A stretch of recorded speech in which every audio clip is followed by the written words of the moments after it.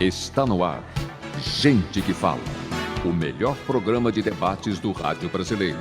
Gente que Fala tem texto e direção geral do jornalista Fausto Camunha. Gente que Fala reúne de segunda a sexta-feira formadores de opinião para discutir as principais notícias do dia.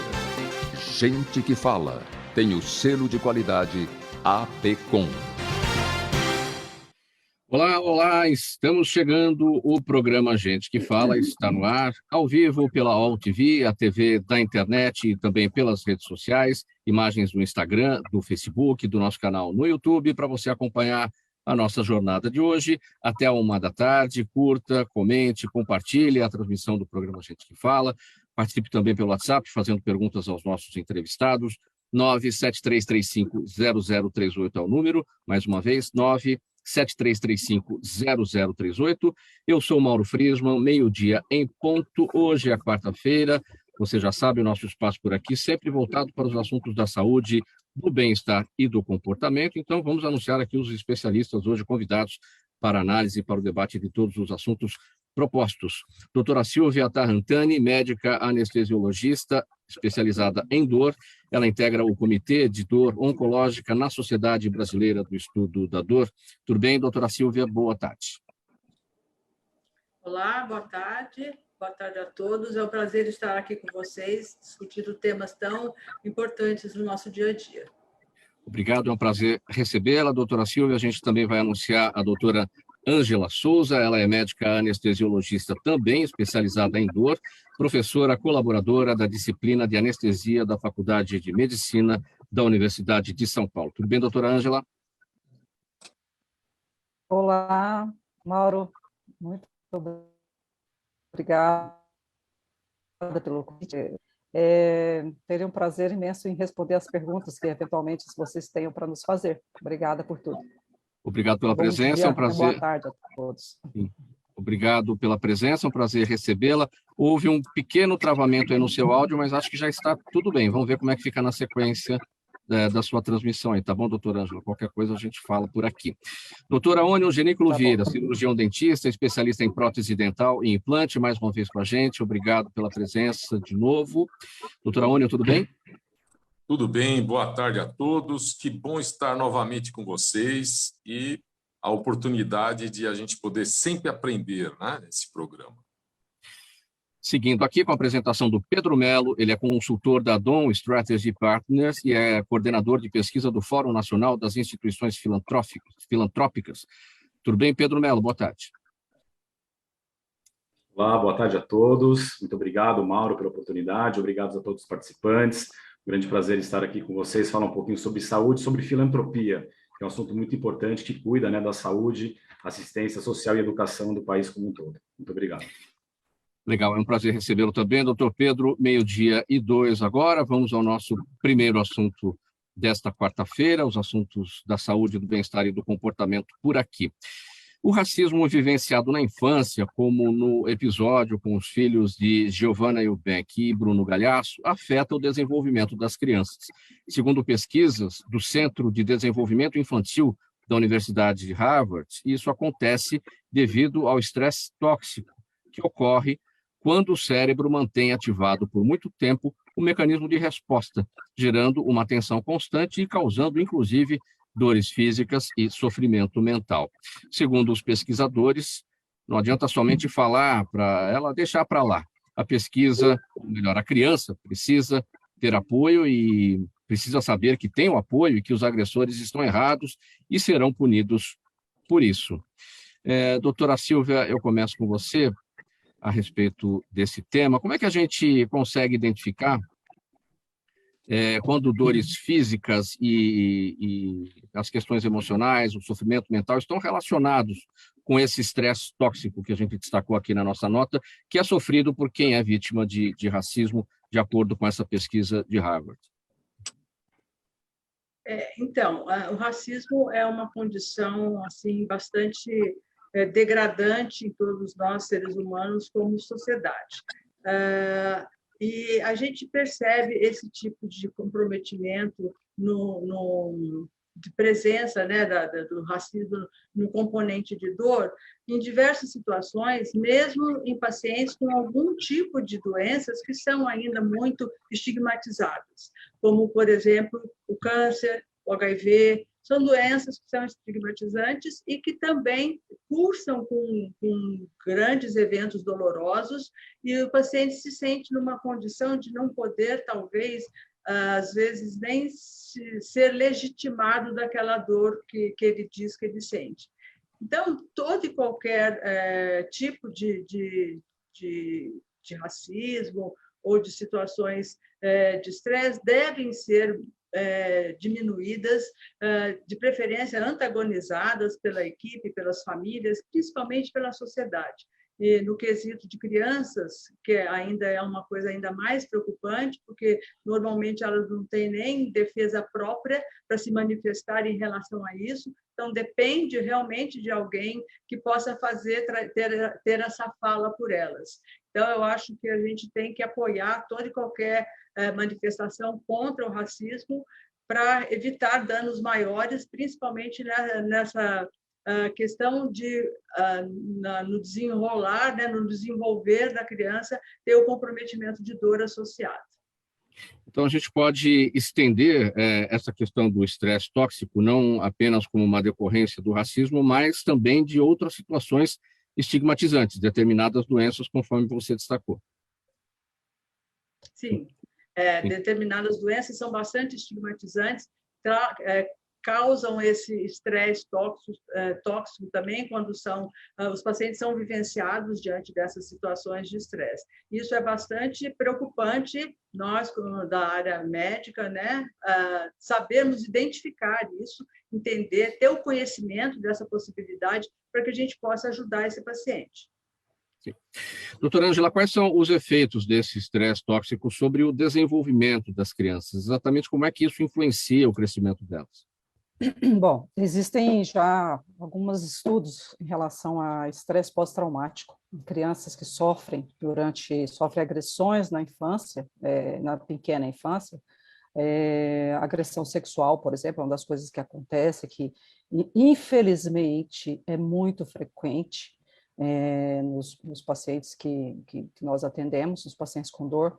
Tem muitas histórias de abuso sexual, abuso moral, abuso de diversas formas, né? O racismo nós poderíamos introduzir nesse mesmo rol de problemas. Existem estudos, inclusive, com imagens mostrando que há alterações mesmo do sistema nervoso central em pacientes que são submetidos a traumas, né, durante a infância. E isso pode perpetuar dores, e esses pacientes têm mais dor na idade adulta do que um indivíduo que não sofreu um trauma semelhante. Eu acredito que esse tipo de situação ele não seja muito diverso, né? Então, em termos de modificações estruturais mesmo, fenotípicas, na transmissão dolorosa, na forma de comportamento dessas pessoas, isso existe, né?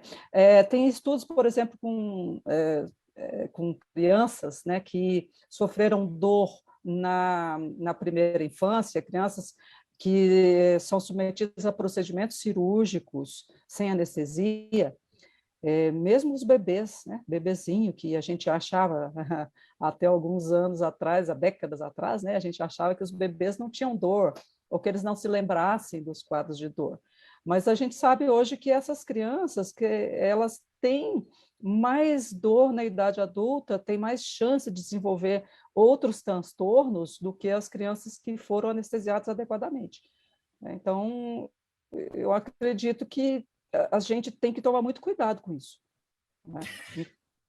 Em todos os sentidos, não apenas no racismo, todo tipo de estresse mesmo que você passa, né?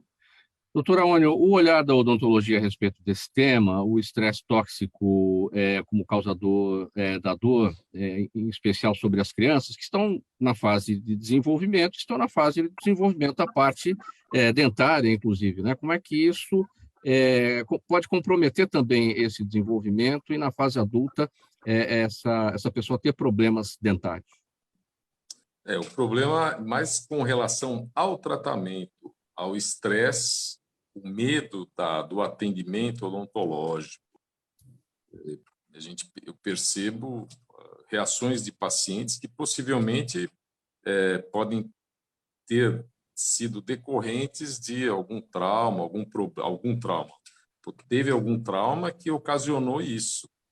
E com relação ao racismo, fica difícil eu poder dar um parecer a respeito, mas eu trabalho muito assim dentro da minha casa, da minha família, que eu creio que a educação é o princípio de tudo. E a educação no meu lar, para os meus filhos, para neto, é que nós somos a raça humana, simples assim. Então, somos todos iguais perante Deus, perante a sociedade, né? Então, esse que é o princípio, a unidade e a família. E começar eu sempre trabalhei com isso, para justamente a gente evitar problemas para a família e para a sociedade em geral. Doutor Aônio, a questão do medo, né? O medo, ele é importante, é preciso ter medo, porque ele faz parte do instinto de defesa. Se você não tem medo, você não tem um anteparo contra o perigo. Agora, a gente entende o medo, muitas vezes, de uma outra forma. O dentista, por exemplo, que tem aquele paciente que enfrenta o medo do dentista, não é? Por que essas pessoas têm medo do dentista? É o medo da dor, é o medo do barulho, da broca no dente, enfim. O que acontece? É o geral. Começa, a princípio, na casa, na família. Eu tenho uma paciente que eu só atendia ela com analgesia, um anestesista. Eu fazia até em hospital. Para poder fazer o tratamento, tinha que analgesiar ela, fazer uma analgesia venosa para conseguir fazer o tratamento. E eu trabalhei com a paciente com florais, com terapia. Até hoje eu consigo tratá-la simplesmente com anestesia local no consultório. Ela passou a ter um atendimento como todos os pacientes. E agora, o que eu percebo é que ela passou para a filha dela esse medo dela. Então, a filha manifesta não no grau que a mãe manifestava, mas também tive que trabalhar com a filha com tratamento de florais, de conversa, terapia, para a filha também eu conseguir fazer um atendimento normal. Hoje a filha já está bem melhor, mas o que as pessoas passam para os filhos é isso, passa o medo para as crianças. É o medo da dor, né?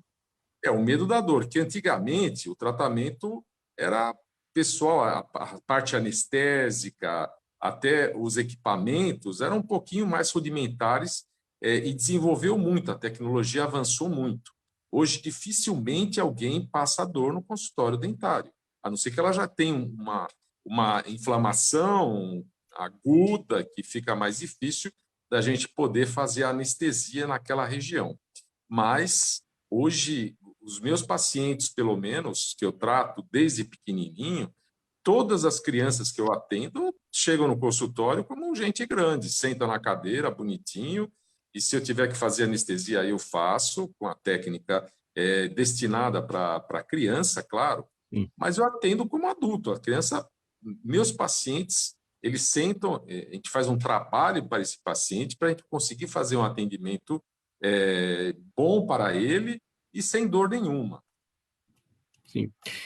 Pedro Mello, você não é médico, mas atua na área médica. Como é que você observa esse tema da dor física, do sofrimento mental? Perfeito. Um tema muito crítico, pois, de qualquer forma, né, esse tipo de violação de direito acontece em qualquer extrato social, né? Acho que isso é algo comum para qualquer perfil de pessoa que vive no país e certamente acarreta questões muito sérias para a saúde, né? Como os doutores bem colocaram, acho que são consequências que acarretam para a vida inteira de uma pessoa, desde a infância, né? Quem passa por esse tipo de situação é muito crítico, né? Viver isso e um trauma que para a vida toda acaba acarretando em diversos tipos de situações de saúde que certamente vão na visão mais econômica da questão, né? Então, olhando pelo sistema de saúde público, né? O SUS, enfim, a quantidade de pessoas que desenvolvem morbidades, né? Doenças que acabam demandando um aumento de atendimento, de internações, enfim, todos os procedimentos que são realizados para, de certa forma, atender pessoas que desenvolvem esse tipo de questão. Então, acho que é um ponto que, sim, deve ser tratado tanto para a questão da saúde pública, quanto pela integridade de todas as pessoas que passam por situações como essa. E a questão da filantropia é importante, porque é uma rede muito solidária, ela é muito ampla, o Brasil inteiro, né, tem mais de 27 mil instituições filantrópicas que fornecem todo tipo de apoio para quem sofre esse tipo de violação de direito, né? Então, instituições que estão pelo Brasil que podem, de certa forma, atender e acompanhar e tratar ou cuidar de pessoas que passam por violações como a situação do racismo. E nessa questão das violações, é doença gerando doença, porque há uma somatização, né?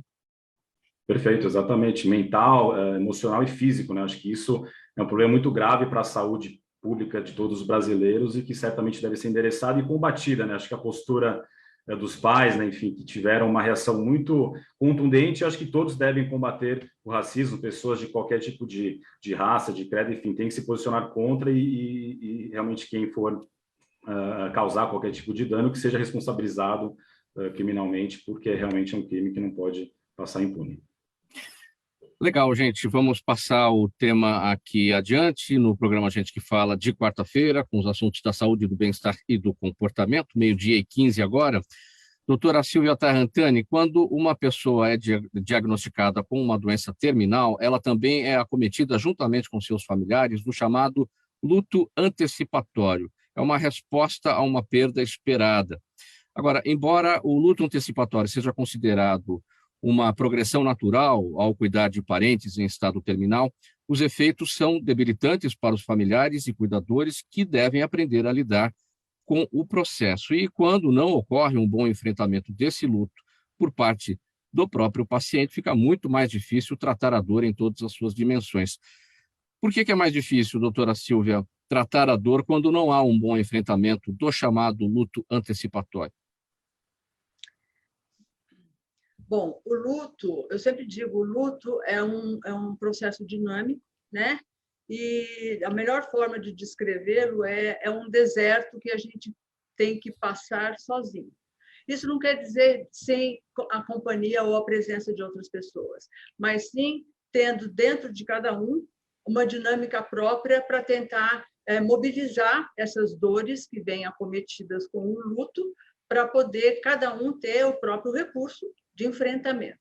Então, existem diversos tipos de luto, o antecipatório é só um deles, e é o paciente que consegue ter um enfrentamento da doença e da situação de uma forma positiva, ele passa por esse luto de forma muito mais tranquila, com controle de dor e dos diversos outros sintomas.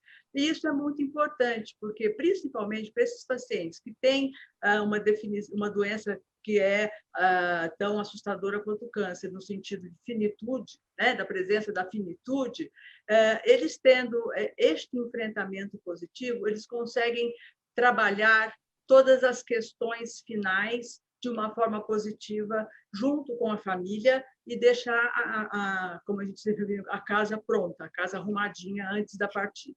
Para os familiares, pode ser bastante complicado também, porque, além dessa questão do luto antecipatório que eles vivenciam, né, existe uma questão de um luto antecipatório e não validado, porque eles se sentem numa obrigação, né, de não, muitas vezes, de não compartilhar essa finitude tão visível, tão presente, principalmente dos pacientes mais terminais. Então, eles sofrem em dobro. Além do luto antecipatório, eles também sofrem por um luto não validado, porque eles não podem sequer chorar na frente, não se sentem ter com chance de chorar na frente da pessoa, do familiar. E isso é uma dor em dobro para eles, né? De um estresse mental absoluto também. Então, é uma coisa que a gente tenta trabalhar tanto no paciente, é fundamental que seja trabalhado tanto no paciente, como também no familiar, né? Porque o paciente é uma unidade, né? Paciente, família, para que a gente possa fazer deste luto antecipatório algo positivo, no sentido de controle de sintomas e de qualidade de vida até os últimos momentos. Pegar o lado do paciente, doutora Silvia, considerando que a mulher é muito mais resistente à dor do que o homem, quando esse paciente é mulher, ela enfrenta melhor o luto antecipatório? Olha, não necessariamente, tá? Esse luto antecipatório, eu não acredito que exista muita variação nesse quesito homem e mulher.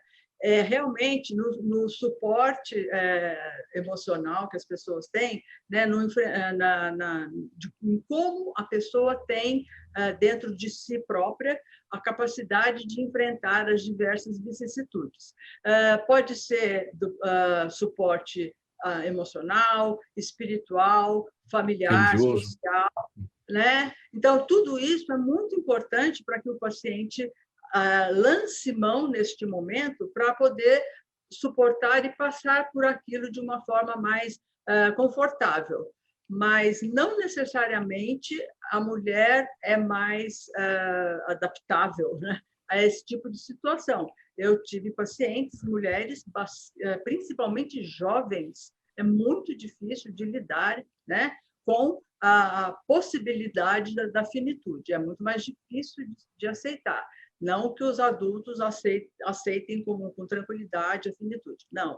Alguns sim, né, mas são pacientes altamente espiritualizados para poderem ter essa tranquilidade, né, da transcendência, mas entre homem e mulher não é isso que diferencia, tá? É realmente o recurso. Isso vale também para... Porque a gente está falando do paciente. Isso vale também para o familiar, para o cuidador, homem ou mulher? Sim, vale também. Obviamente que a gente sabe que na dependência da relação afetiva daquele familiar, né? Quanto maior a relação afetiva, pode ficar muito mais difícil lidar com aquilo por absoluta pavor da perda daquele ser daquele ente querido. Mas normalmente a gente até percebe nas crianças uma capacidade maior de aceitação, porque para as crianças a vida tem cai num grau de simplicidade que é emocionante de ver. Mas o adulto tem muitas questões, né, às vezes não resolvidas com aquela pessoa, e isso dificulta muito a vivência da finitude e a lidar com o luto antecipatório. Sim. Ficam questões pendentes, entende? Então, às Sim. vezes, a pessoa não consegue resolver aquilo. Coisas que a criança não tem, né? E que o adulto carrega. Exato. A criança não tem muito filtro, né? Então, ela simplesmente fala aquilo que ela sente, joga as cartas na mesa, fica muito mais fácil, não que ela não sinta, né? Mas ela Claro, lida melhor. Doutora Ângela, muita gente recebe o diagnóstico de uma doença grave, vamos aqui falar do câncer, né, como sentença de morte, embora muitos casos, muitas doenças, muitos tipos de câncer, né, sejam curáveis quando diagnosticados a tempo, enfim, vem aquela palavra otimista do médico, olha, a gente pegou no começo, vamos em frente, tem tratamento, possibilidade grande de cura, mas muita gente entende isso como uma sentença de morte. Em que medida o luto antecipatório e a sentença de morte se relacionam? Doutora Ângela. Eu não ouvi direito a pergunta, desculpa. Em que medida o luto antecipatório e a sentença de morte se relacionam? Para aqueles pacientes que entendem uma doença grave como uma sentença de morte, um câncer, por exemplo, embora em muitos casos a gente sabe de casos de câncer, né, que tem cura, porque foram pegos logo no início, mas a pessoa leva aquele baque, leva aquele susto, entende que é o fim da linha. Os oncologistas dizem que o momento pior para o paciente não é o momento do diagnóstico do câncer, é o momento em que o médico chega para o paciente e diz que ele não tem mais possibilidade de cura. Esse é o momento mais difícil para o paciente. E todos os pacientes, é muito difícil a gente não ver um paciente que ele não tem esperança de ser curado, né? Mesmo que seja uma doença muito avançada. Num primeiro momento, quando o paciente tem o diagnóstico de câncer, ele procura, esse é o geral, tá? De um modo geral, assim, obviamente. Ele procura alternativas para ser curado. Então, ele vai atrás de tudo que ele puder, de todas as possibilidades terapêuticas. E nesse momento, eu não acredito que tenha um luto antecipatório, eu acho que tem muito mais esperança de sobrevivência mesmo. À medida que a doença vai avançando, que ele vai sendo tratado e que tem uma primeira opção de tratamento, ele fica bem, ele se sente curado, depois a doença recorre, ele novamente tem outras possibilidades terapêuticas, e as coisas vão aumentando assim de intensidade, e a progressão da doença, o passar do tempo vai acontecendo. Eu acredito assim que nesse período, assim, nesse curso de tratamento, é que o paciente talvez vá adquirindo esse luto antecipatório.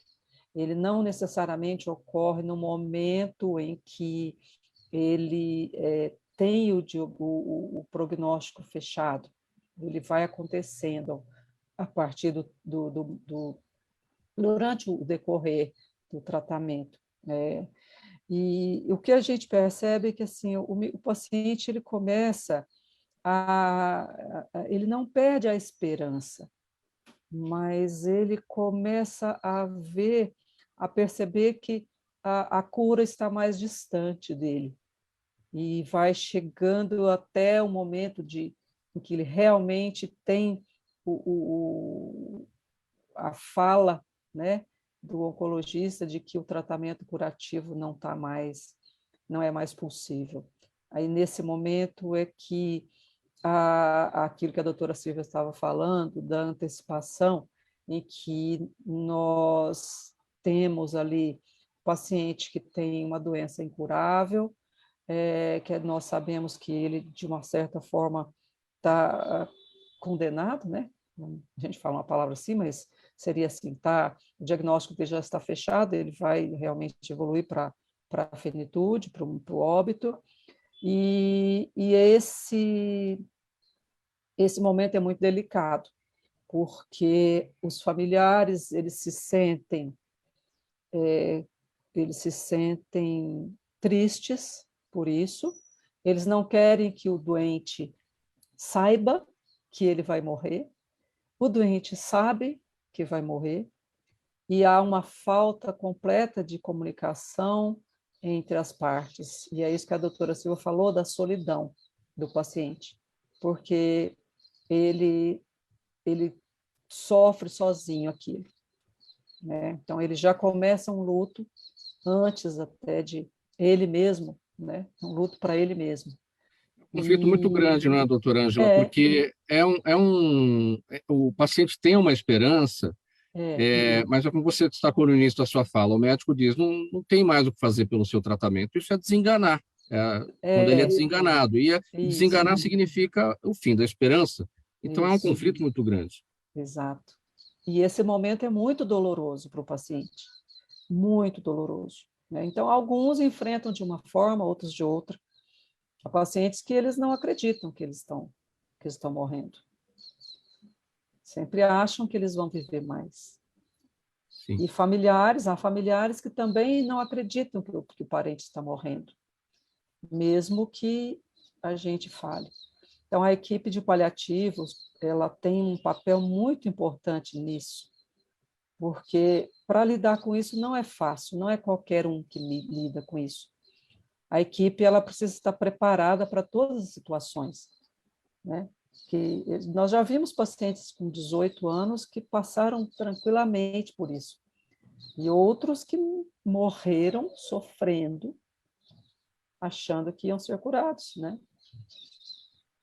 São momentos de muita dor para a família toda. O que dizer para esses pacientes, tanto por parte dos familiares quanto por parte dos amigos, porque você vai sempre levar uma motivação, olha, vai dar tudo certo, você vai superar. A gente vê muito isso nas redes sociais, quando alguém está doente, a gente deixa aquela mensagem de apoio, Deus no comando, puxa lá pela espiritualidade, enfim, pela religiosidade e tudo. Como é que o paciente recebe isso quando ele tem o luto antecipatório, mas ele recebe essas mensagens motivacionais? E também há um conflito aí para Há um entendimento disso? conflito. Eu acredito que seja muito difícil até para o paciente ouvir isso, porque ele sabe que ele vai morrer. Ele sabe que ele está com os seus dias contados. E quando você tem isso, eu acho que é mais doloroso para o paciente, porque assim, ele vê que o outro está com a esperança que ele sobreviva e ele sabe que isso não vai acontecer. O que eu diria para as pessoas falarem para os pacientes é assim: eu estou aqui para você, para o que Sim. precisar, para o que você precisar. Você quer telefonar para mim às 3 da manhã? Que você precisar. Você quer que eu leve você para passear no shopping? Você quer um amigo? Você quer alguém para chorar? É o que eu gostaria de ouvir se eu estivesse numa situação dessa. 12:30, programa Gente que Fala, edição de quarta-feira, assuntos da saúde, do bem-estar e do comportamento por aqui. Uma parada rápida, todo mundo bebendo água um pouquinho aí para passar as emoções. A gente vai para o intervalo, mensagem do nosso apoiador e voltamos já. Toda ação estratégica de sucesso tem um componente fundamental: um instituto de pesquisas ético, rápido e preciso. Afinal, é ele que vai fornecer informação confiável, sem achismos ou palpites. E isso, numa época de mudanças rápidas e repentinas, é fator crítico de sucesso. A Orbis é um instituto de pesquisas que une precisão e confiabilidade estatística com a mais alta tecnologia em pesquisas do mercado. Tem inteligência artificial, robótica e Big Data, entre outros recursos, para que você tenha uma informação correta, confiável, com o menor custo e no menor tempo possível.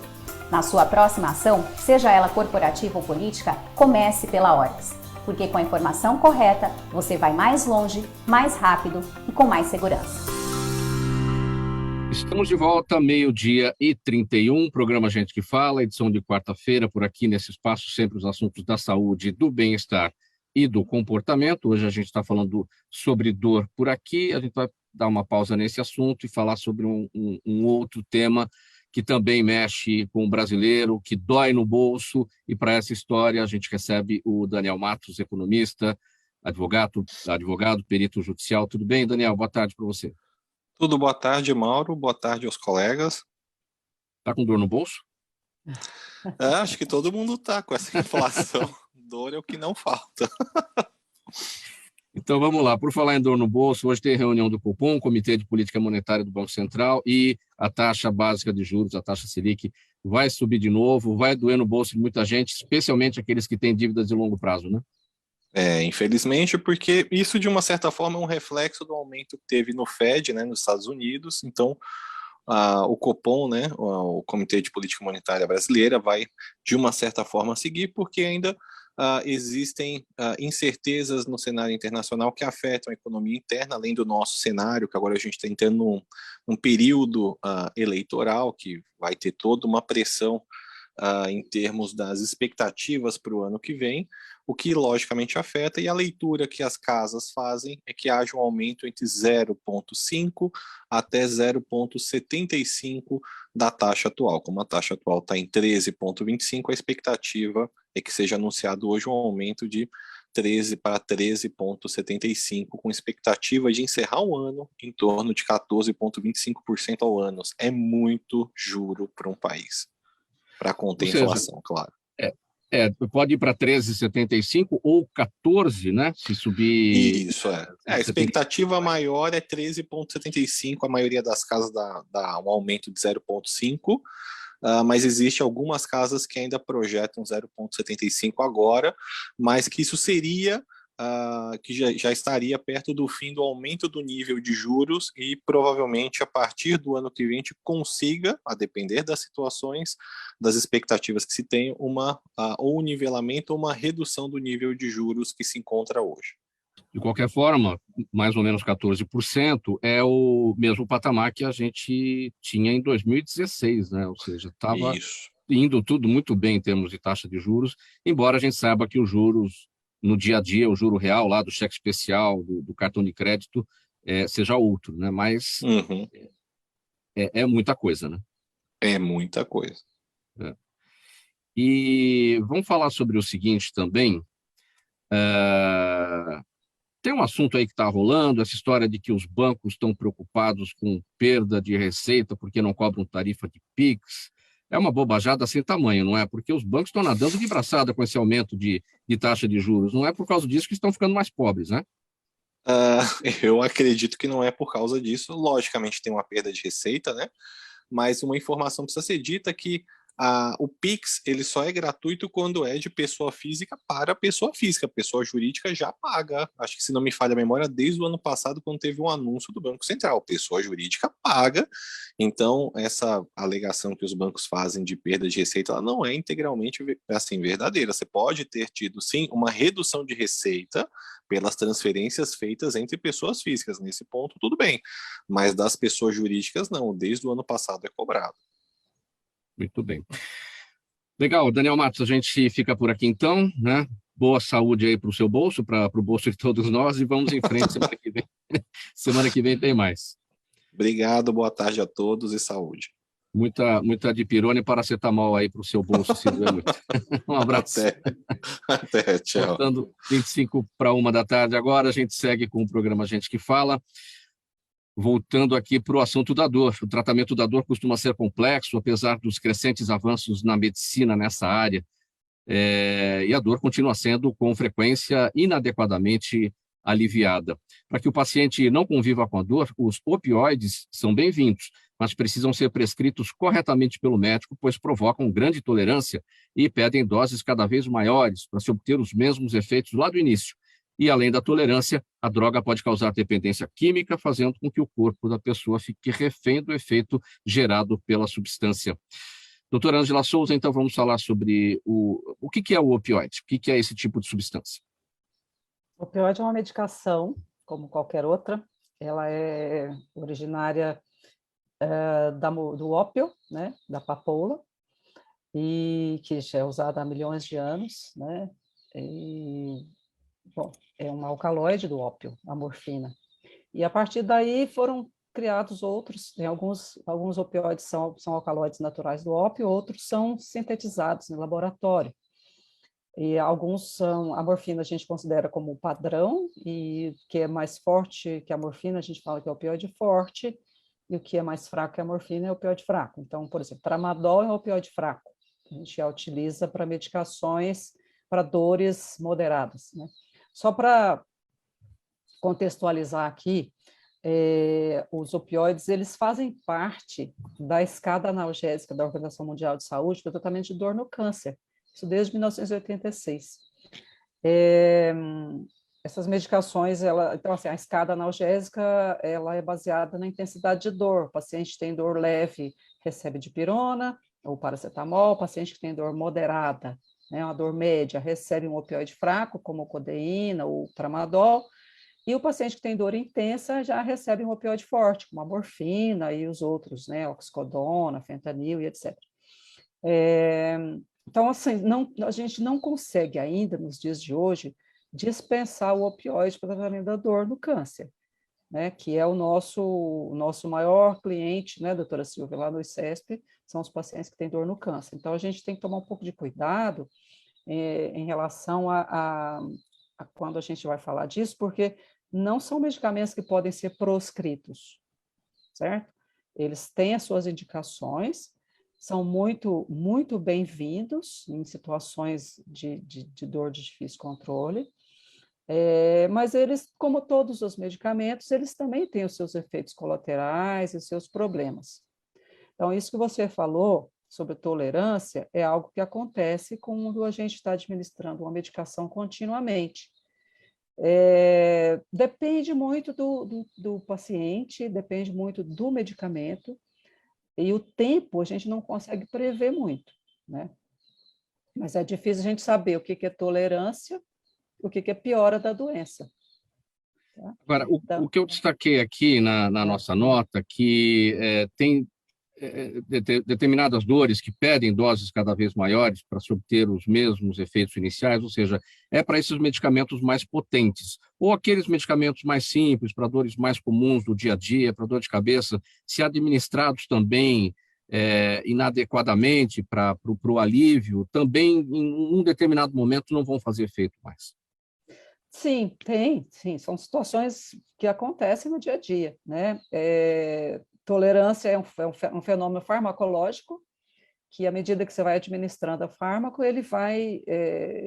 indivíduo vai havendo modificações no organismo e eu preciso de doses cada vez maiores para obter o mesmo efeito. Isso acontece com opioides, tá? Existem outras situações também relacionadas a medicamentos, não necessariamente opioides, que também acontece isso, até após um determinado ponto, aquela medicação não funciona mais. Ou até pode haver prejuízo da medicação. Então, se a gente for falar aqui de prejuízo, a gente vai falar, por exemplo, dor de cabeça. Dor de cabeça é uma dor muito prevalente na população, né? A maioria das pessoas já teve uma dor de cabeça uma vez na vida. Mas tem aquelas dores de cabeça que são, por exemplo, enxaqueca, que o paciente ele tem o quadro de enxaqueca, precisa ser feito o diagnóstico, mas ele precisa ser tratado de uma forma adequada. Opioide, por exemplo, não pode ser usado para enxaqueca.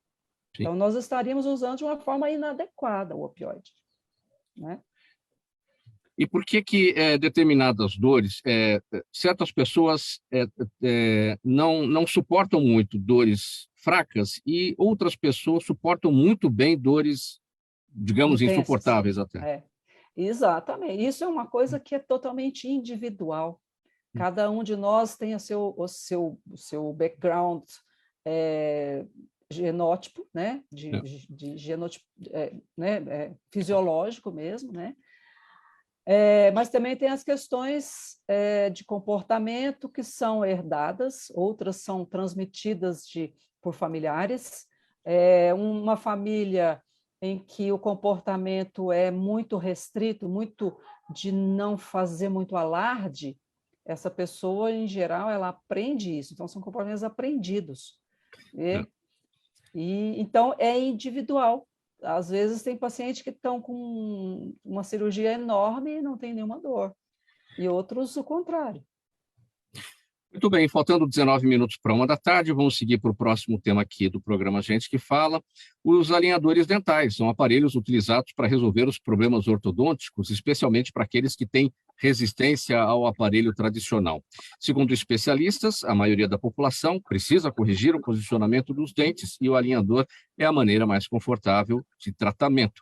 A boa nova é que, com a evolução deste mercado, hoje existem diversas opções que incluem aparelhos invisíveis e marcas com variados estilos.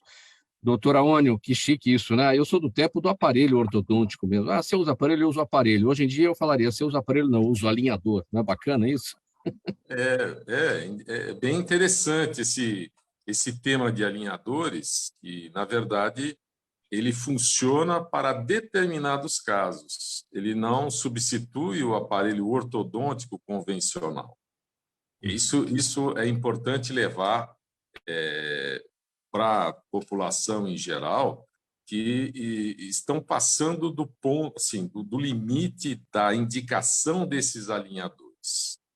Porque a função da ortodontia é justamente fazer o alinhamento dos dentes e acertar a oclusão, que é a engrenagem dos dentes. Eu trouxe até um modelinho aqui, justamente para ilustrar. Então, essa engrenagem aqui, essa oclusão, é o que a gente procura fazer com o tratamento ortodôntico. Tem o meu filho, que inclusive já participou várias vezes do programa, o Dr. Rodrigo Vieira, que ele é ortodontista. Então, ele fez um curso de especialização de 3 anos para poder começar a fazer esse tratamento ortodôntico. Esses tratamentos de alinhadores, nós utilizamos para pequenas movimentações, para alinhar os dentes. Então, são tratamentos que são indicados para casos simples. E o que está acontecendo é que está passando desses casos simples, estão utilizando profissionais que não são especializados na área de odontologia e fazendo o tratamento, assim, à torta e à direita, porque você coloca, feito os alinhadores para serem feitos, o paciente vai fazer um escaneamento dos dentes, escaneia toda a arcada, superior, inferior, e depois escaneia ela em chave de oclusão. Em oclusão, aí o computador, o programa de computador, que vai fazer esse tratamento, juntamente com o estudo que o profissional passou. Eu quero alinhar, quero posicionar os dentes assim, mas ele não serve para todos os tipos de tratamento. Isso que é importante a gente passar isso no programa que traz essas informações, né, para a população. E tem profissional não dentista fazendo esse tipo de trabalho? Não, são profissionais cirurgiões dentistas, mas não são especializados em ortodontia. Certo. Eu faço no meu consultório, o paciente chega, eu faço uma avaliação. Então, a primeira coisa para a gente indicar um tratamento ortodôntico é fazer uma documentação ortodôntica. Que o paciente vai no centro de radiologia, é feito os modelos, traçado cefalométrico, raio-x panorâmico para ver como estão as raízes desse dente, e dentro, com essa documentação, é feito um estudo para a gente posicionar os dentes corretamente, fazendo a chave de oclusão. Tem casos que é indicado cirurgia ortognática juntamente com o aparelho ortodôntico convencional. Então, o que está acontecendo é que estão utilizando os alinhadores para tudo, e não funciona. Hoje existe, aqui tem um aparelho ortodôntico invisível aqui, com brackets de porcelana, tem outros tipos de tratamento que é feito ortodontia lingual. Ela é feita por dentro da boca, então não aparece fora. Então, é uma área, é uma especialização que tem que ser estudado muito bem antes de fazer qualquer tipo de tratamento, né?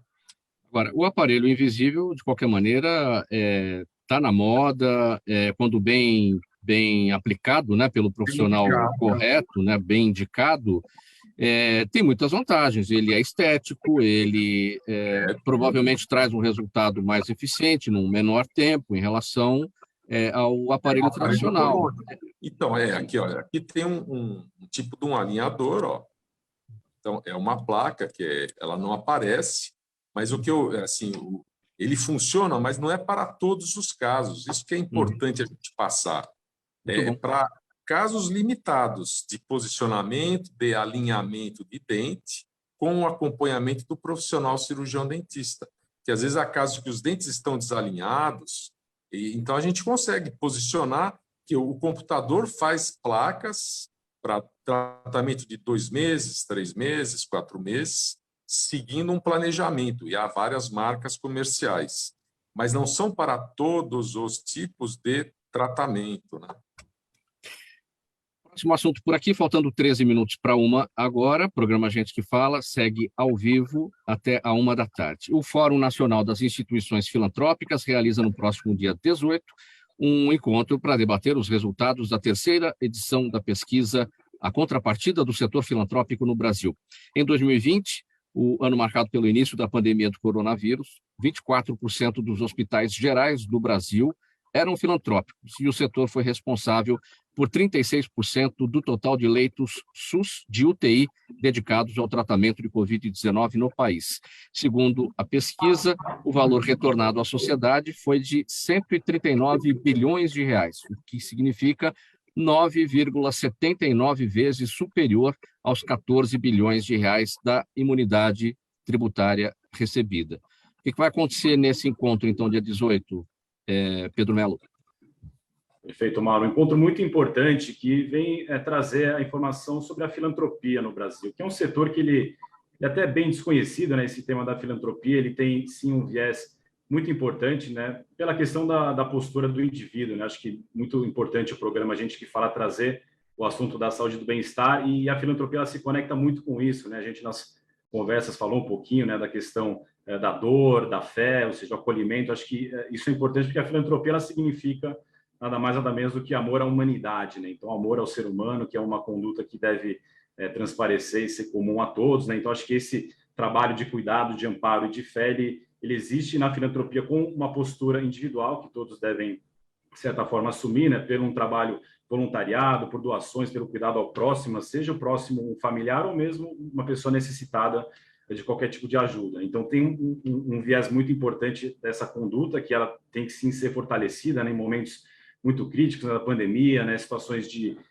violência que acontecem cada vez mais corriqueiramente. Então, acho que a filantropia como um valor humano é importante ser disseminado, mas também na visão mais institucional do que significa a filantropia para o Brasil. E aí, falando da questão mais econômica da filantropia, né, a filantropia ela é um direito, né, garantido para algumas instituições do país, é um direito constitucional, então está na Constituição do Brasil, que garante que essas instituições, que são instituições do terceiro setor, sem fins lucrativos, beneficentes, que elas deixem de contribuir, né? Então é algo que é garantido a elas, que elas não paguem a cota patronal. E esse valor é um valor muito significativo, né, sobre a folha de pagamento das instituições, que gira numa ordem de 14 bilhões ao ano, né? Então a Receita Federal faz essa contabilização desse valor que anualmente o país, de certa forma, deixa de arrecadar esse valor. Só que esse valor ele é investido, né? Ele é um investimento extrafiscal em áreas fundamentais, como a saúde, a educação e a assistência social. E esse investimento, no caso da saúde, ele se transforma em serviços que são prestados para o sistema de saúde público, né, o SUS. Então, essas instituições elas têm a garantia dessa imunidade e elas retornam para a sociedade de serviços para o SUS. E aí, trazendo alguns indicadores bem interessantes, né, que a gente pôde avaliar nessa pesquisa que vai ser apresentado no dia 18 de agosto, né, no Teatro do CIE, o Centro de Integração Empresa Escola, que aí todas as inscrições podem ser feitas no site do FONIF, né, fonif.org.br, onde a gente vai poder compartilhar no detalhe todos os indicadores. Mas o importante é mostrar que a filantropia ela é um grande parceiro do Estado, né? Então o Estado ele conta com as instituições filantrópicas para auxiliar tanto na questão hospitalar quanto na questão ambulatorial. E aí alguns indicadores muito importantes, né? No caso da saúde, no mínimo 60% dos procedimentos das instituições têm que ser direcionados para o SUS. E os 40% são direcionados para o setor privado. Então, instituições de excelência, elas atendem convênios, atendem pessoas particulares, que elas conseguem gerar recursos e reinvestir no Sistema Único de Saúde. E aí, uns indicadores importantes, né? 24% dos hospitais do país são filantrópicos. Então, são instituições que possuem essa possibilidade, né, da imunidade tributária e entregam esses serviços para o país. E existem mais de 860 municípios do Brasil, onde o único hospital daquele município é um hospital filantrópico, né? Então, se não tivesse a filantropia, se não fosse garantido nessas instituições essa imunidade, você não teria 860 municípios que poderiam ter aquela população sendo atendida com serviços essenciais de saúde. A questão da Covid lançou um olhar novo sobre a filantropia. Esse período aí, houve uma necessidade de entender a filantropia, necessidade de se valorizar esse setor cada vez mais. Sem dúvida, até porque a pandemia ela trouxe uma carga muito grande para o sistema de saúde, e boa parte do sistema de saúde é filantrópico, né? Ou seja, 33% de todos os leitos do país são filantrópicos, né? Estão em hospitais filantrópicos, é 1/3, né, dos leitos, é um indicador muito importante. Quando a gente olha leitos de UTI, 35% dos leitos são leitos que estão em instituições filantrópicas. Aí, pegando especificamente, né, leitos que são voltados, né, à síndrome respiratória aguda, 36%, né? Então, efetivamente, né, com a pandemia trouxe esse volume muito grande de pessoas sendo internadas e precisando de um cuidado de UTIs intensivas, e aí direcionadas à Covid, a filantropia ela pôde, em parceria, enfim, com o governo, com o Estado, disponibilizar esse tipo de serviço. E aí, claro, além da questão da saúde, o lado da assistência social, né? Muitas instituições também têm esse trabalho na assistência social, e onde que houve uma mobilização muito grande, não só em captação de recursos, doações, voluntariado, foi o que permitiu, né, que a sociedade civil, de forma ampla, pôde auxiliar da forma possível para atender a todos que necessitaram nesse período.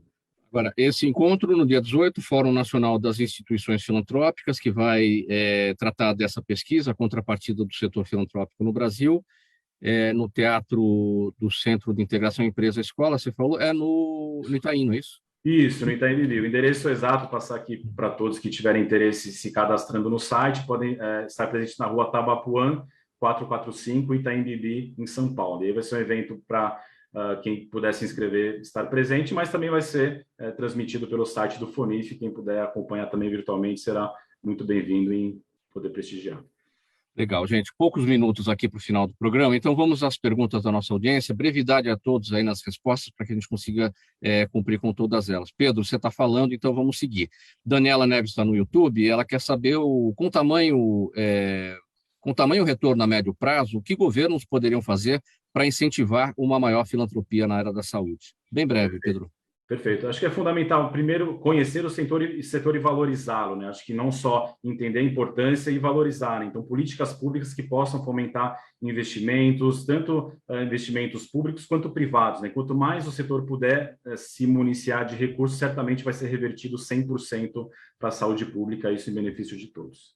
Doutora Ângela, com brevidade também, o seu Jaime, sempre com a gente, nossa audiência, ele mora no Jardim Bonfilholi, zona oeste aqui da capital, ele quer saber se há risco na anestesia em diabéticos. Diabético a gente classifica uma classificação de risco para anestesia. Pacientes que têm doenças descompensadas, eles têm mais risco do que os pacientes que têm doença compensada. Diabéticos, por exemplo, têm mais risco do que um paciente que não tenha nenhuma doença sistêmica. A gente precisa ver, basicamente, se essa doença está ou não compensada, como é que está a glicemia, função renal e etc. A Juliana Rocha está no Instagram, nossa audiência, a doutora Silvia. Ela pergunta se o luto antecipatório pode vir também de doenças degenerativas, como esclerose ou Alzheimer, e como os parentes e cuidadores podem lidar com esse luto. Bem breve, doutora Silvia. Sim, pode acontecer sim nessas doenças degenerativas, não necessariamente um câncer, né? Pode acontecer em todas as situações onde a pessoa tem diversas perdas consecutivas. Pode ser motora, cognitiva. Então, são situações onde o paciente vai se apresentando no decorrer da doença com perdas sucessivas e cada perda que ele vivencia é um luto, né? E é um luto antecipatório enquanto ele estiver vivo. Então, a abordagem é sempre a mesma. Primeiro, reconhecer a presença disso e ajudar em tudo o que for possível para desenvolver a própria enfrentamento dele próprio. Doutora Ônio, o Rodrigo Monteiro está no Facebook e pergunta em quais casos uma criança já deve usar aparelhos alinhadores ainda nos dentes de leite? As crianças é indicado ortopedia, não alinhadores. Os alinhadores são para adultos depois de 21 anos ou até a partir depois dos 18 anos. Para crianças, a gente indica aparelhos removíveis ou aparelhos fixos ortodônticos, não alinhadores. Alinhadores são para adultos.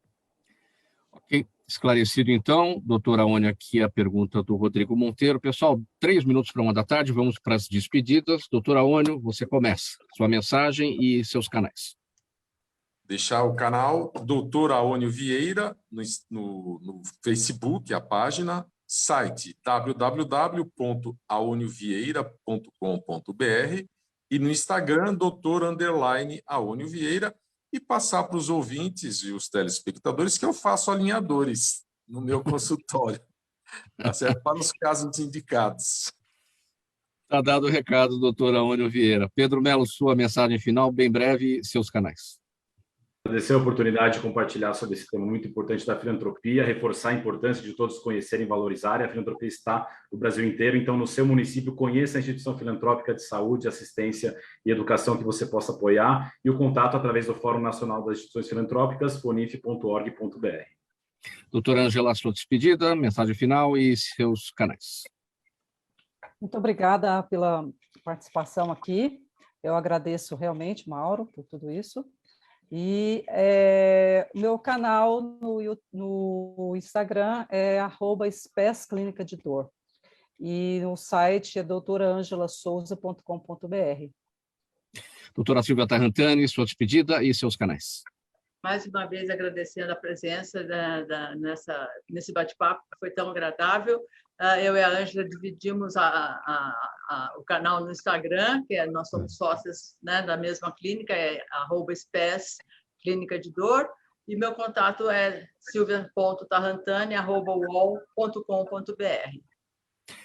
Legal, gente. Muito obrigado pela presença de todos. Em nome da equipe do programa Gente que Fala, termina aqui essa edição de quarta-feira com os assuntos da saúde, do bem-estar e do comportamento. Estiveram com a gente as médicas anestesiologistas especializadas em dor, doutora Silvia Tarrantani e doutora Ângela Souza, também o cirurgião dentista, doutor Aônio Genículo Vieira, ele é especialista em prótese dental e implante, o Pedro Melo, consultor da Dom Strategy Partners e coordenador de pesquisa do Fórum Nacional das Instituições Filantrópicas.